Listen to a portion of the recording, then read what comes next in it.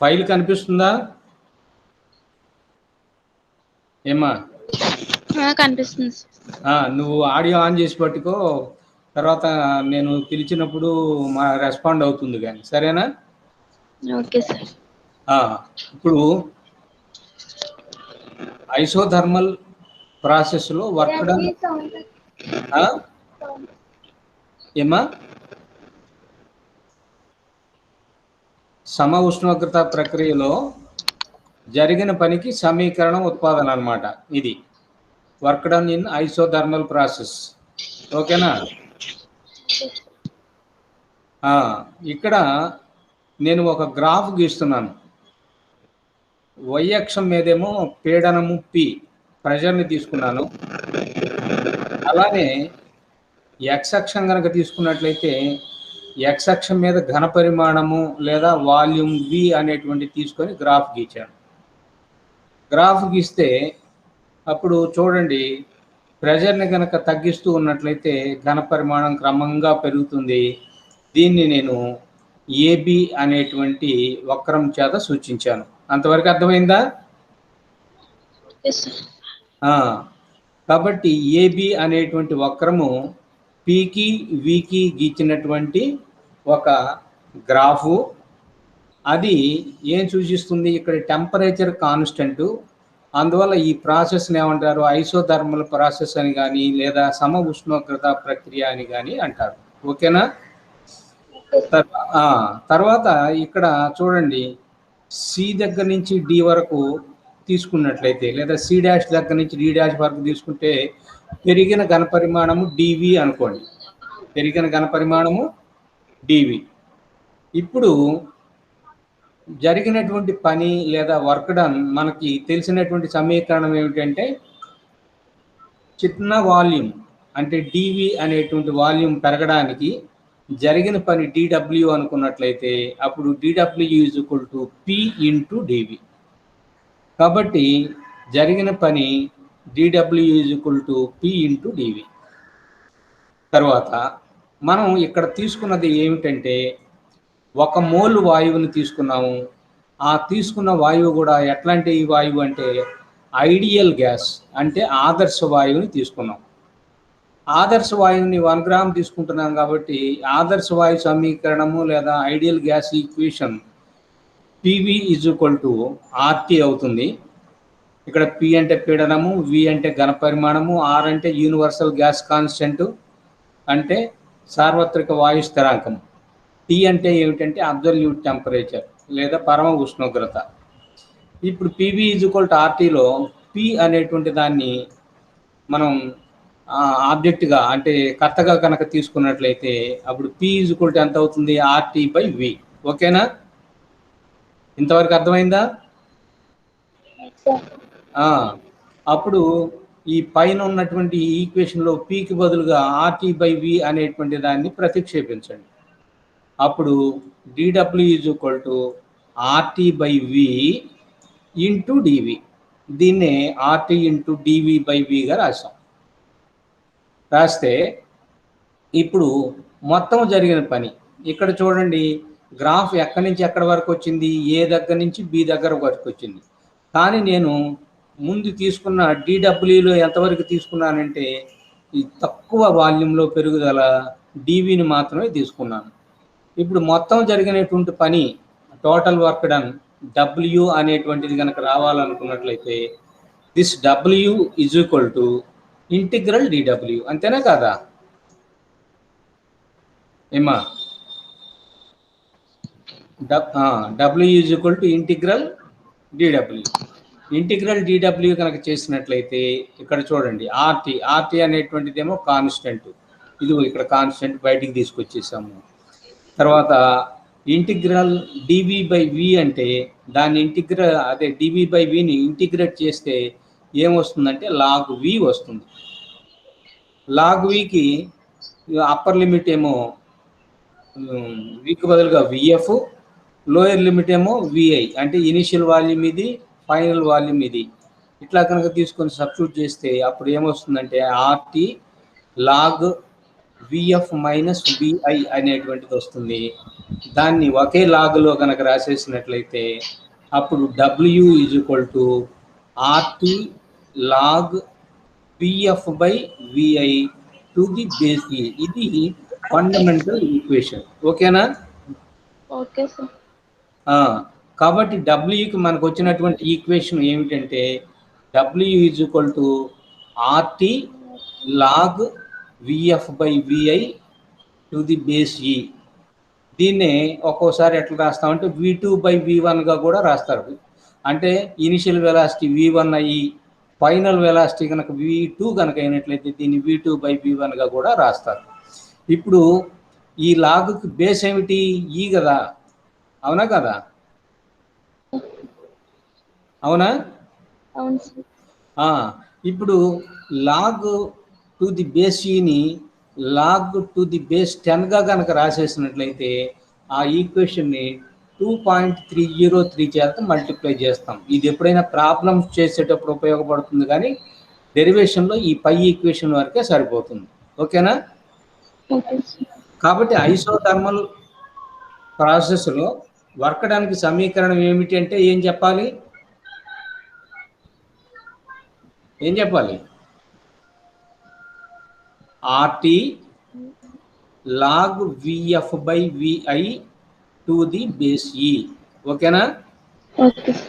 కాబట్టి W is equal to RT into log VF by VI to the base e అనేటువంటి దాన్ని ఐసోథర్మల్లో వర్కడానికి equation. ఇది మనకు తర్వాత మళ్ళీ కావాల్సి వస్తుంది, అప్పుడు అడుగుతాను, అప్పుడు ఖచ్చితంగా చెప్పాలి.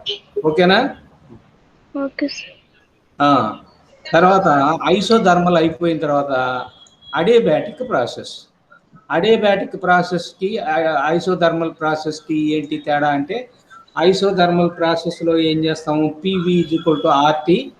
PV is equal to R T కాబట్టి టీ ఈజ్ ఈక్వల్ టు స్థిరాంకం కాబట్టి పివి ఈజ్ ఈక్వల్ టు స్థిరాంకము అనేటువంటిది అక్కడ రాసాం. కానీ ఇక్కడికి వచ్చేసేటప్పటికి అడియాబాటిక్ ప్రాసెస్లో P V power gamma is equal to స్థిరాంకము. ఇదిగో ఇక్కడ చూడండి, ఇంతకు ముందు కూడా చెప్పాము, ఇదిగో చూడండి, PV power gamma is equal to స్థిరాంకము. Gamma అంటే సిపి బై సివి. సిపికి సివికి ఉండేటువంటి మనం ఏమంటున్నామంటే గామా అంటున్నాం అన్నమాట. సరే, ఇక్కడ కూడా గ్రాఫ్ చూడండి. దేనికి గ్రాఫ్ గీచాను చూడమ్మా.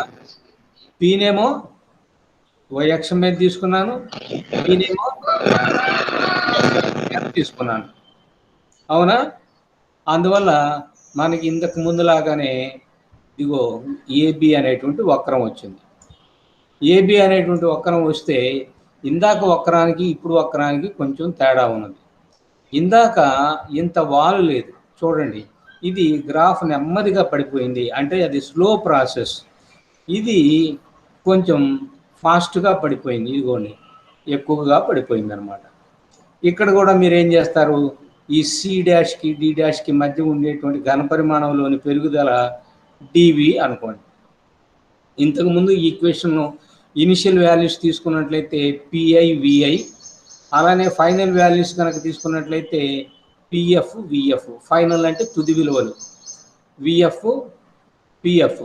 అదే తొలి విలువలు తీసుకున్నట్లయితే పీడనమేమో PF, ఘనపరిమాణమేమో VF.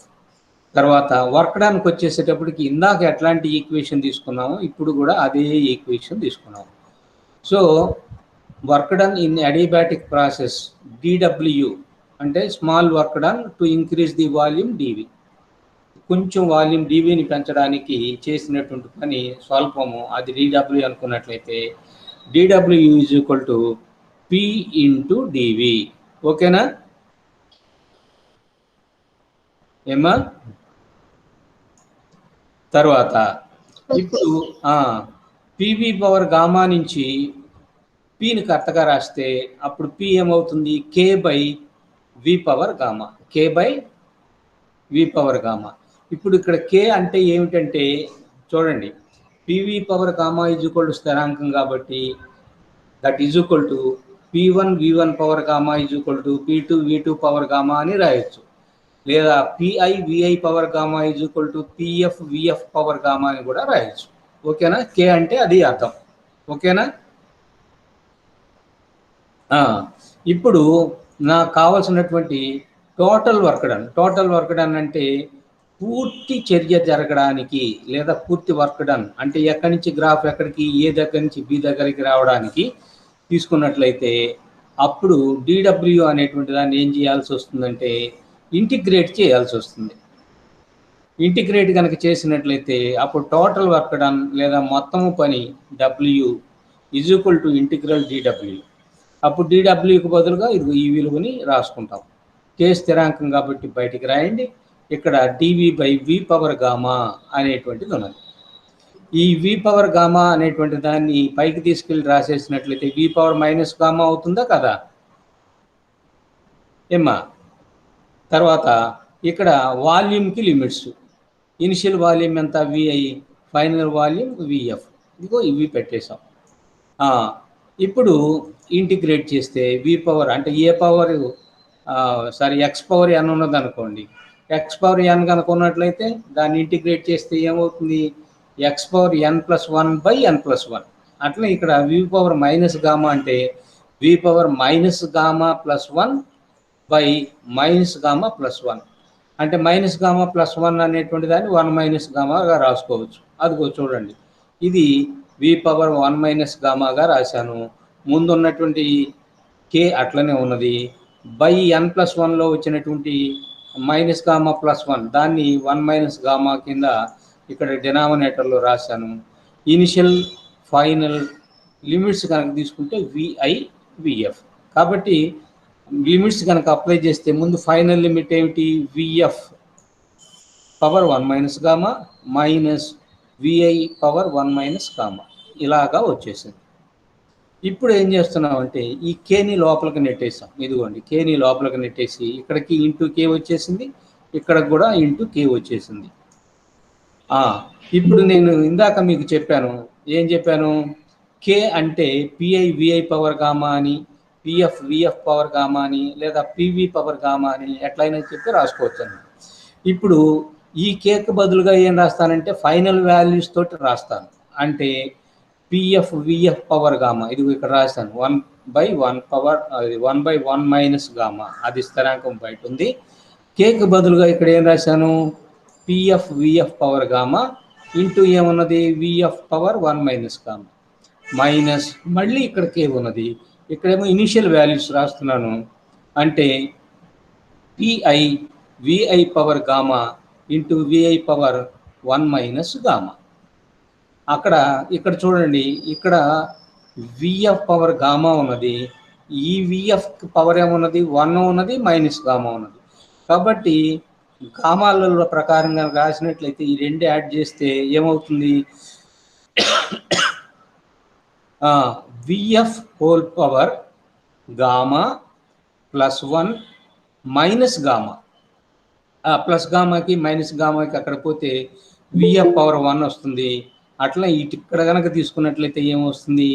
VI power gamma వస్తుంది. ఓకేనా? అంతవరకు అర్థమవుతుందా? గామాలు రెండు క్యాన్సిల్ అయిపోయినాయి. ఇక మిగిలింది ఏంది? ఇక్కడ విఎఫ్ పవరు, అట్లనే ఇక్కడ విఐ పవర్ 1 మిగిలింది. అంటే PF VF minus PI VI. కాబట్టి మనకి ఫైనల్గా వచ్చినటువంటి పనికి సంబంధించినటువంటి సమీకరణం కనుక తీసుకున్నట్లయితే అప్పుడు 1/1 minus gamma is into PF VF minus PI VI. మనం ఇక్కడ కూడా ఏం తీసుకున్నాము అనే విషయం కనుక వచ్చేసినట్లయితే ఇక్కడ కూడా మనం ఆదర్శ వాయువుని తీసుకున్నాము. ఆదర్శ వాయువు తీసుకున్నప్పుడు ఇక్కడ మాత్రం ఉష్ణోగ్రత స్థిరాంకం కాదు, అది గుర్తుపెట్టుకోండి. అందువల్ల ఇక్కడ ఏం రాస్తున్నాను చూడండి, PF is equal to RTF అంటే ఉష్ణోగ్రత ఎంత ఉన్నది? టీఎఫ్ ఉన్నది, ఫైనల్ టెంపరేచర్. అట్నే పిఐవిఐ ఈజ్ ఈక్వల్ టు ఆర్టీఐ అంటే ఇనిషియల్ టెంపరేచర్ ఎంత ఉన్నది? టీఐ ఉన్నది. ఇప్పుడు ఈ పిఎఫ్ విఎఫ్కు బదులుగా ఆర్టీఎఫ్ అనేది దాన్ని, పిఐవిఐకి బదులుగా ఆర్టీఐ అనేటువంటి దాన్ని, ఈ రెండింటిని దీంట్లో కనుక సబ్స్టిట్యూట్ చేస్తే అప్పుడు 1/1 minus gamma bracket begin RTF minus RTI అనేటువంటిది వస్తుంది. అప్పుడు ఈక్వేషను ఎలా ఉంటుందంటే ఒకసారి ఇలా చూడండి, ఇదిగోండి, 1/1 మైనస్ గామా ఆర్టిఎఫ్ మైనస్ ఆర్టిఐ. ఈ రెండిట్లో మళ్ళీ ఏం కామన్ తీయచ్చు చెప్పండి? ఏమిటి కామన్ తీయచ్చు? ఆర్ కామన్ తీయచ్చా? కాబట్టి ఆర్ని మళ్ళీ కామన్గా బయటికి కనుక లాగేసినట్లయితే అప్పుడు omega is equal to R/1 minus gamma. Gamma అంటే CP/CV into TF minus TI.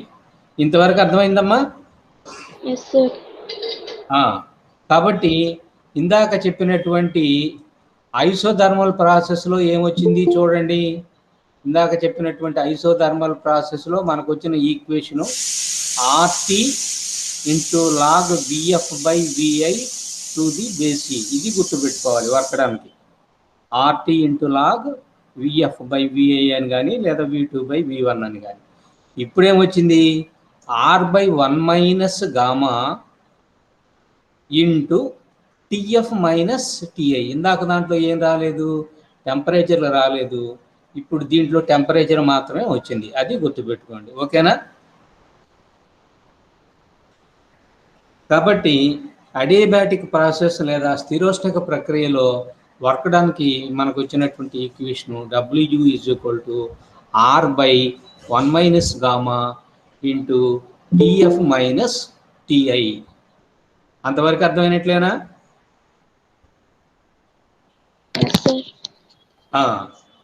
తర్వాత సార్ ధనలక్ష్మి వస్తుంది సార్, కనెక్ట్ అవ్వట్లేదంట సార్. అవుతుందిగా అందరికి జనరల్గా. ఇక నేనేం చేసేది ఏమి లేదు. ఇక్కడ నేను ఆగిపోయిందంటనా? అంటే లింక్ ఓపెన్ అవ్వట్లేదండి. మామూలుగా ఆటోమేటిక్గానే కనెక్ట్ అవుతుందమ్మా. సరే.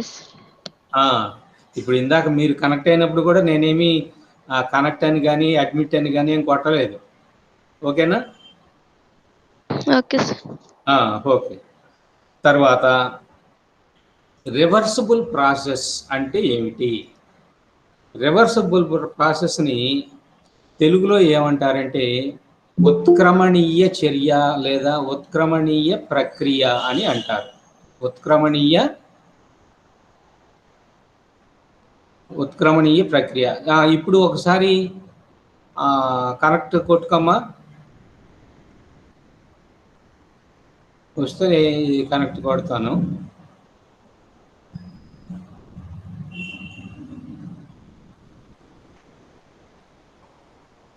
రావట్లేదా అమ్మాయి?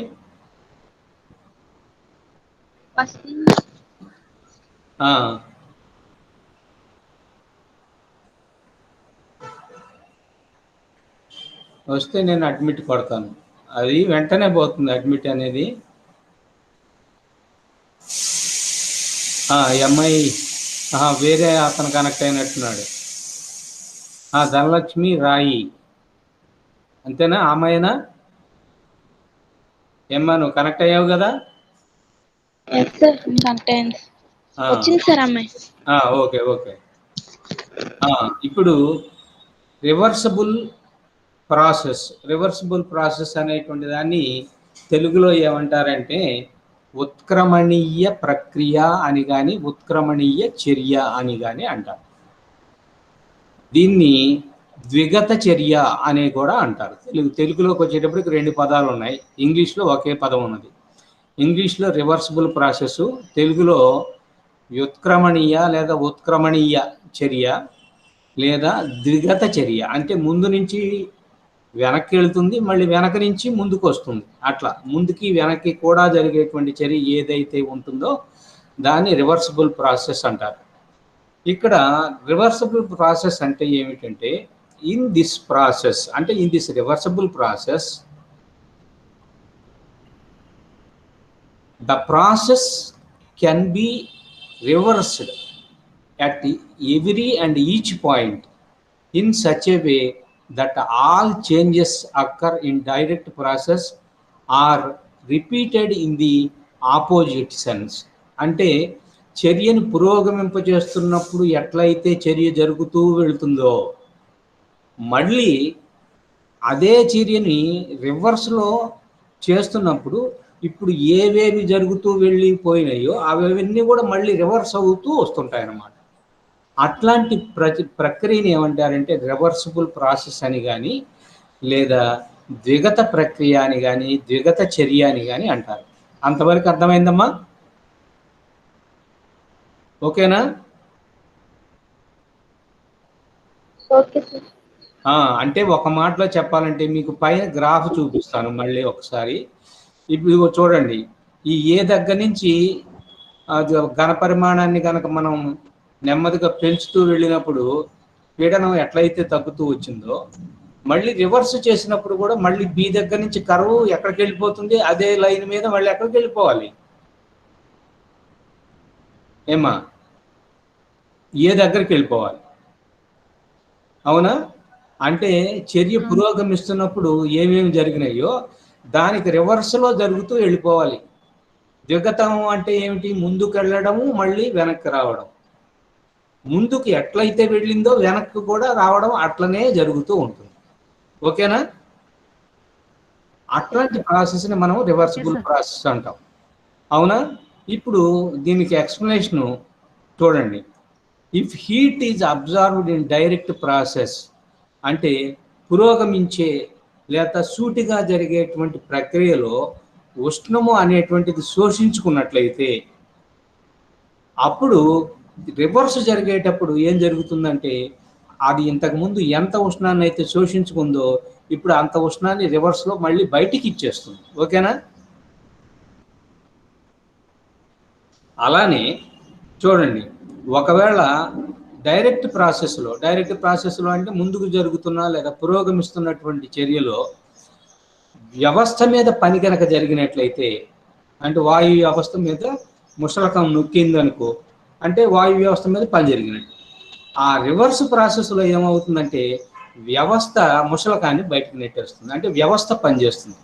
కాబట్టి డైరెక్ట్ ప్రాసెస్లో వ్యవస్థ మీద పని జరిగితే రివర్స్ ప్రాసెస్లో వ్యవస్థే బయటికి పనిచేస్తూ ఉంటుంది. ఇట్లాంటి పద్ధతిని ఏమంటారంటే రివర్సిబుల్ ప్రాసెస్ అంటారు. అర్థమైందా? అంటే ఇంతకుముందు నేను చెప్పినటువంటి సైకిల్ పంపు ఎగ్జాంపుల్ తీసుకున్నట్లయితే పిస్టన్ని కిందకు నొక్కినప్పుడు పిస్టన్ దేని మీద పని జరిపింది? వాయు వ్యవస్థ మీద జరిపింది. ఇప్పుడు వాయు వ్యవస్థ పిస్టన్ని వెనక్కి నెట్టింది అనుకోండి, అప్పుడు వాయు వ్యవస్థ పిస్టన్ మీద పని జరిపింది, అంటే రివర్స్లో జరిగిందనమాట. ఓకేనా ఏమ్మా?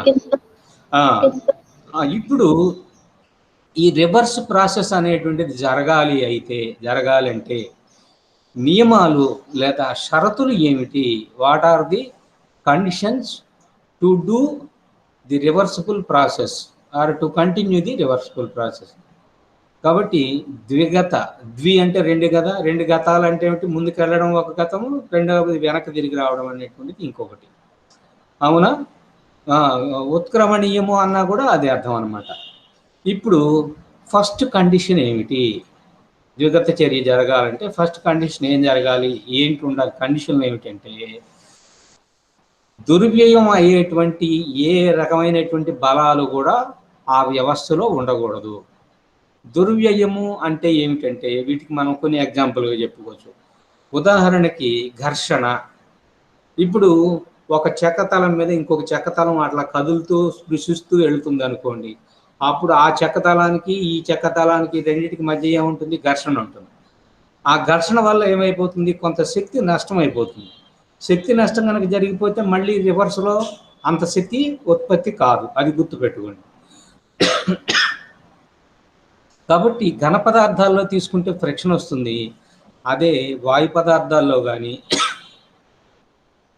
అట్లనే ద్రవ పదార్థాల్లో కానీ, అంటే ప్రవాహులు అంటే ఫ్లూయిడ్స్ అంటారు, వాటిట్లో జరిగేటువంటి ఫ్రిక్షన్ ఏమంటారంటే విస్కాసిటీ అంటారు. అట్నే లిక్విడ్స్ కనుక తీసుకున్నట్లయితే వాటిలో ఏ ఉండకూడదు? విస్కాసిటీ అనేటువంటిది అసలు ఉండకూడదు. ఇక మూడవది ఏమిటంటే ఎలక్ట్రికల్ రెసిస్టెన్స్, అంటే తీగల్లో గుండా కరెంట్ వెళుతున్నప్పుడు దాన్ని అపోజ్ చేసేటువంటి లక్షణాన్ని ఏమంటారు? రెసిస్టెన్సు లేదా నిరోధము అనేటువంటిది అంటారు. అట్లాంటిది నిరోధం వల్ల కూడా శక్తి నష్టమే జరుగుతుంది.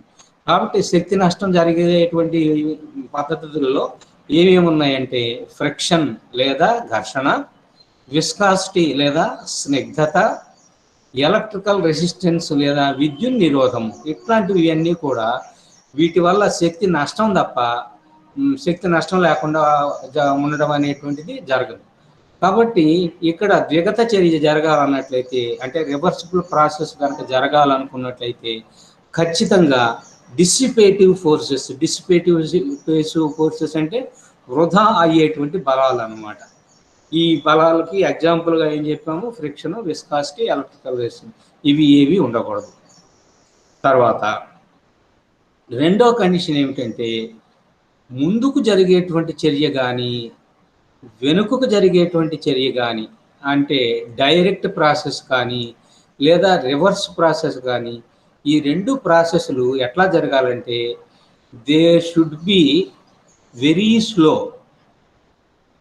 So that the system is in equilibrium position.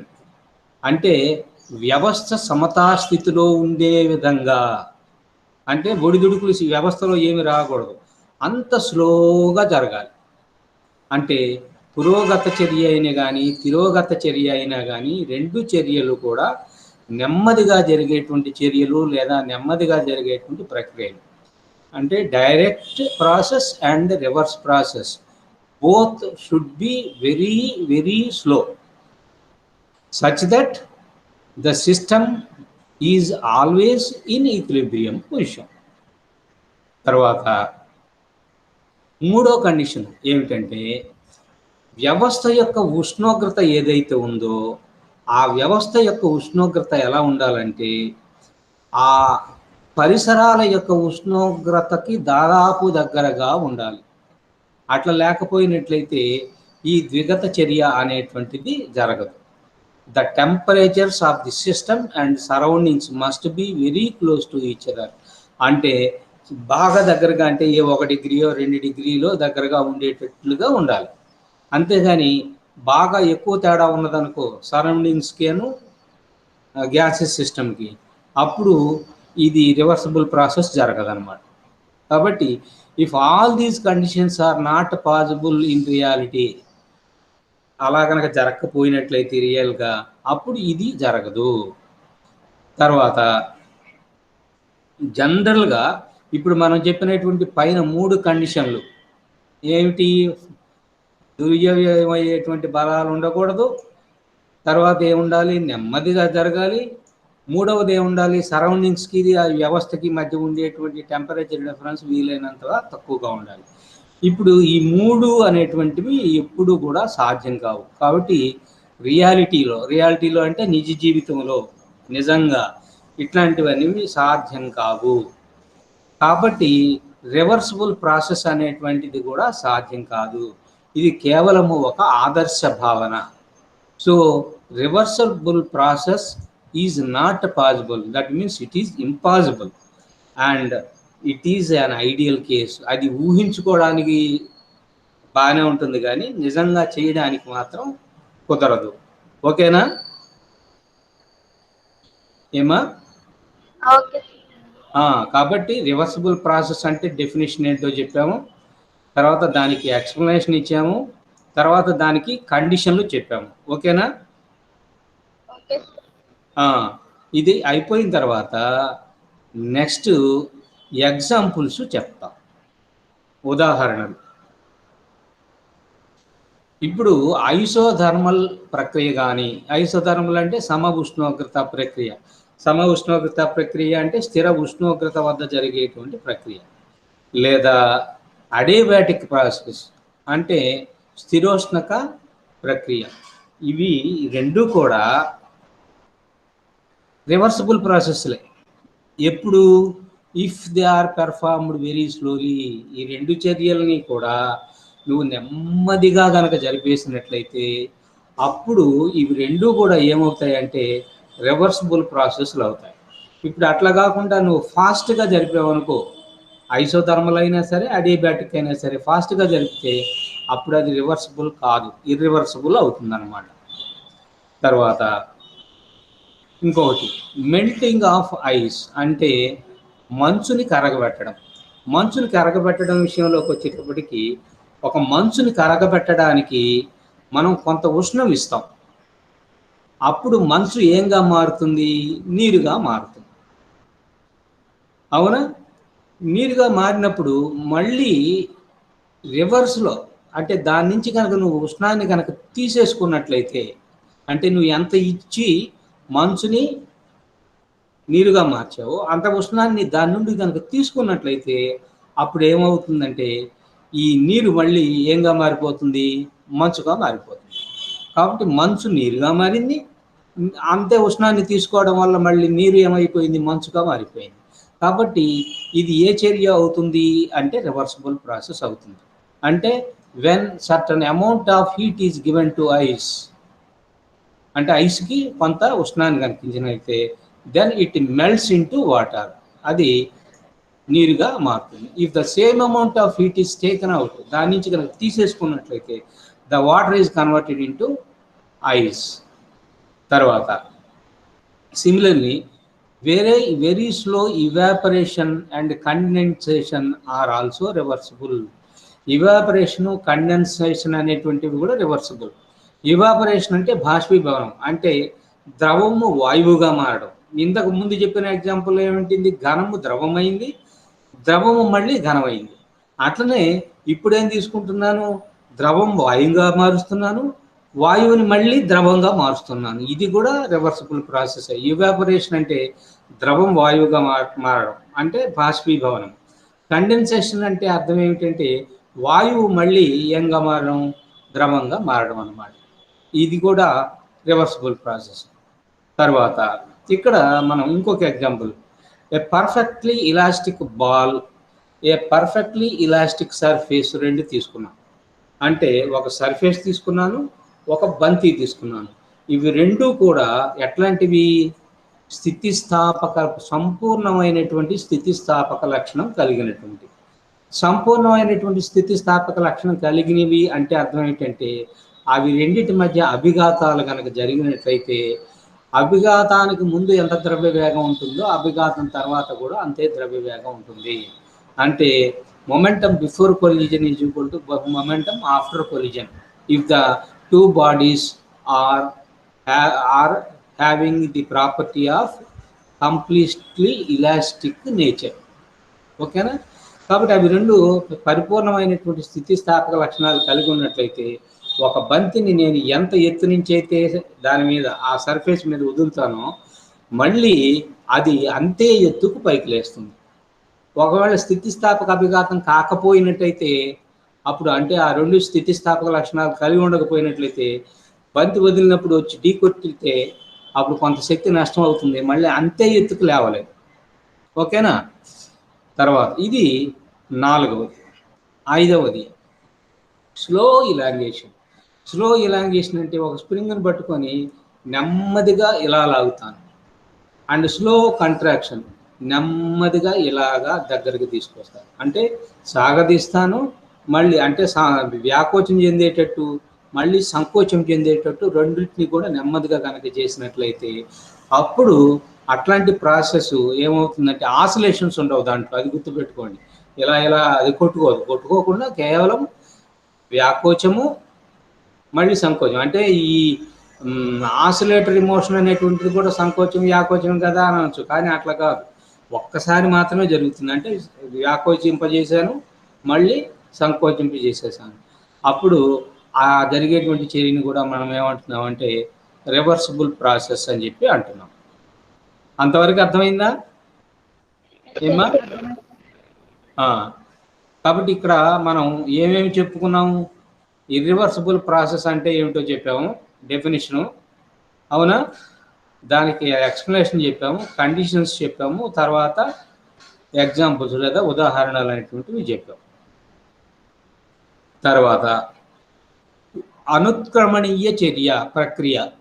అనుత్క్రమణీయ అంటే ఇర్రివర్సిబుల్, అంటే ఎట్లయితే ముందుకు చర్య జరిగిందో మళ్ళీ అట్లనే వెనక్కి జరిగినప్పుడు చర్య కరెక్ట్గా అదే వరుసలో కనుక రాకుండా ఉన్నట్లయితే దాన్ని ఇర్రివర్సిబుల్ ప్రాసెస్ అంటారు. ఓకేనా? Okay sir. కాబట్టి ఇక్కడ ఇర్రివర్సిబుల్ ప్రాసెస్ అనేటువంటిది ఏమిటి అంటే ఇది ద్విగత చర్య కాదు, ఏకగత చర్య. ఉత్క్రమణీయ కాదు, అనుత్క్రమణీయ. ఓకేనా? కాబట్టి దీనికి నిర్వచనంగా ఏం చెప్తామంటే, an irreversible process is one which cannot be reversed exactly in the opposite order. అంటే ఎట్లయితే పురోగత చర్య లేదా సూటి చర్య జరుగుతుందో మళ్ళీ ఎగ్జాక్ట్గా అదే ఆర్డర్లో లేకపోతే అదే గీత మీద గనక రెండోది అంటే రివర్స్ వచ్చేటప్పుడు కనుక జరగకుండా కనుక ఉన్నట్లయితే దాన్ని ఇర్రివర్సబుల్. అంటే వెళ్ళేటప్పుడు ఒక మార్గంలో వెళుతుంది, వెనక్కి తిరిగి వచ్చేటప్పుడు ఇంకొక మార్గం. అంటే ఎగ్జాక్ట్గా ఎట్లా వెళ్ళిందో మళ్ళీ తిరిగి వచ్చేటప్పుడు అట్లనే ఉండదు అనమాట. అట్లాంటి దాన్ని మనం ఏమంటారంటే ఇర్రివర్సబుల్ ప్రాసెస్, లేదా తెలుగులో ఏకగత లేదా అనుత్క్రమణీయ అని అంటారు. దీనికి ఎగ్జాంపుల్స్ ఇంకా డైరెక్ట్గా ఇచ్చేస్తున్నాం. ఏమిటంటే ఒక వేడి వస్తువుని ఒక చల్లటి వస్తువుని, రెండు వస్తువుల్ని కూడా మనం ఒకదాని పక్కన ఒకటి ఉంచామనుకోండి. ఉంచినట్లయితే వేడి వస్తువు నుంచి చల్లటి వస్తువుకు ఉష్ణ ప్రసారం జరుగుతుంది. కానీ చల్లని వస్తువు నుంచి వేడి వస్తువుకు ఉష్ణ ప్రసారం జరుగుతుందా ఏమ్మా? జరగదు. అట్లా జరగదు కాబట్టి అది ఏ ప్రాసెస్ అవుతుంది చెప్పండి? ఇర్రివర్సబుల్ ప్రాసెస్ అవుతుంది. అవునా? అంటే heat can be transferred from higher temperature body to lower temperature body and it is not possible to transfer the same in the reverse order. అంటే తక్కువ టెంపరేచర్ నుంచి ఎక్కువ టెంపరేచర్కి ఉష్ణాన్ని సరఫరా చేయడం అనేటువంటిది సాధ్యం కాదు. అందువల్ల ఇప్పుడు మనం చెప్పినటువంటి ఈ ఎగ్జాంపుల్ ఇర్రివర్సిబుల్ ప్రాసెస్ అనేటువంటి దానికి ఎగ్జాంపుల్. తర్వాత ఒక తీగలో గుండా, అంటే ఒక రెసిస్టర్ తీగ అంటే నిరోధం కలిగినటువంటి తీగలో గుండా నువ్వు కరెంటును పంపించామనుకో. కరెంటును కనుక పంపించినట్లయితే అప్పుడు ఏమవుతుందో తెలుసా? ఆ రెసిస్టరు వేడెక్కుతుంది. ఇప్పుడు అంతే వేడిని నువ్వు రెసిస్టర్కి ఇస్తే దాంట్లో ఏమి కరెంట్ ప్రొడ్యూస్ కాదు. అంటే ఒక బల్బ్ ఎగ్జాంపుల్ తీసుకున్నాం. బల్బ్లో గుండా కరెంట్ కనుక వెళ్ళిపోతే లోపల ఫిలమెంట్ ఏమవుతుంది? వెలుగుతుందా లేదా ఏమా? వెలుగుతుంది సార్. వెలుగుతుంది. ఇప్పుడు ఆ బల్బుని పట్టుకుంటే మనకు కాలుతుందా లేదా? అంటే ఉష్ణ శక్తి అంతా కూడా ఏమవుతుంది? ఉష్ణంగా మారైపోతుంది, ధ్రువీయం అయిపోయింది. ఇప్పుడు ఆ ఉష్ణాన్ని నేను ఇస్తాను, ఈ బల్బు దగ్గర నుంచి మళ్ళీ ఎలక్ట్రిక్ ఫీల్డ్ కనుక రావాలనుకుంటే వస్తుందా? రాదు. కాబట్టి heat produced in a resistor when current is passed through it is also irreversible process. తర్వాత ఒక ఐరన్ బాల్ తీసుకొని ఒక ప్లాస్టిక్ సర్ఫేస్ మీద 1 మీటర్ ఎత్తు నుంచి వదిలేసామనుకో. మీటర్ ఎత్తు నుంచి కనుక వదిలేసినట్లయితే మళ్ళీ అది ఢీకొట్టుకున్న తర్వాత 1 మీటర్ ఎత్తుకు లేవదు, అంతకంటే తక్కువ ఎత్తుకే లేస్తుంది. అంటే ఇక్కడ రివర్సిబుల్గా జరగలేదు. 1 మీటర్ కనుక పర్ఫెక్ట్గా ఎత్తుగా లేసినట్టు అనుకో, అప్పుడు అది రివర్సిబుల్ అనొచ్చు. ఇక్కడ అక్కడ ఇంతకుముందు మనం చెప్పినటువంటి ఎగ్జాంపుల్ ఏంటి? ఇలాస్టిక్, రెండు సర్ఫేసులు కూడా ఇలాస్టిక్. కానీ ఇప్పుడు తీసుకున్నటువంటి ఐరన్ బాల్ కానీ ప్లాస్టిక్ సర్ఫేస్ కానీ, ప్లాస్టిక్ అంటే నాన్ ఇలాస్టిక్ సర్ఫేస్ అని అర్థం. కాబట్టి నాన్ ఇలాస్టిక్ సర్ఫేస్ మీద ఒక నాన్ ఇలాస్టిక్ బాల్ అంటే ఐరన్ బాల్ లాంటిది కనుక వచ్చి కనుక పడినట్లయితే ఎంత ఎత్తు నుంచి పడుతుందో మళ్ళీ అంత ఎత్తుకు లేవదు, ఏదన్నా లేస్తే కొద్ది ఎత్తుకు లేస్తుంది. కాబట్టి ఇది కూడా ఇర్రివర్సిబుల్, ఏకగత చర్య కానీ ద్విగతము కాదు. తర్వాత అట్లనే స్ప్రింగ్ తీసుకొని దాంట్లో ఇవి వచ్చేటట్లుగా, ఏది వైబ్రేషన్స్ వచ్చేటట్టుగా లాగి కనుక చేసినట్లయితే దాన్ని వదిలిన తర్వాత మళ్ళీ రివర్స్లో రాదు. అలానే ఇంకొక ఎగ్జాంపుల్ ఏమున్నదంటే జౌల్ థామ్సన్ ఎఫెక్ట్ అనేటువంటిది ఒకటి ఉంది. జౌల్ థామ్సన్ ఎఫెక్ట్ అనేటువంటిది మనకు ప్రస్తుతానికి తెలియదు. అంటే ఇక్కడ ఏం జరుగుతుందంటే వేడి వ్యవస్థలో నుంచి చల్లటి వ్యవస్థలోకి ఒక వాయువుని కనుక పంపించినట్లయితే, అంటే ఒక చోట నుంచి ఇంకో చోట కనుక పంపించినట్లయితే ఏమవుతుంది? అక్కడ ఉష్ణోగ్రతలో మార్పు వస్తుంది అనమాట. ఒక సన్నని జల్లెడ లాంటి దాని ద్వారా కనుక పంపించినట్లయితే చల్లబట్టం కానీ లేదా వేడి అవ్వడం కానీ, కూలింగ్ ఎఫెక్ట్ కానీ హీటింగ్ ఎఫెక్ట్ కానీ ఉంటుంది. దాన్ని ఏమంటారంటే జౌల్ థామ్సన్ ఎఫెక్ట్ అని అంటారు. ఈ జౌల్ థామ్సన్ ఎఫెక్ట్ అనేటువంటిది కూడా రివర్సిబుల్ కాదు. It is also a irreversible process. ఇవన్నీ కూడా ఇర్రివర్సిబుల్ ప్రాసెస్ కిందకి వస్తాయి. ఓకేనా? అంతవరకు ఆపేద్దామా? Okay sir. రేపు ఒక్క క్షణం.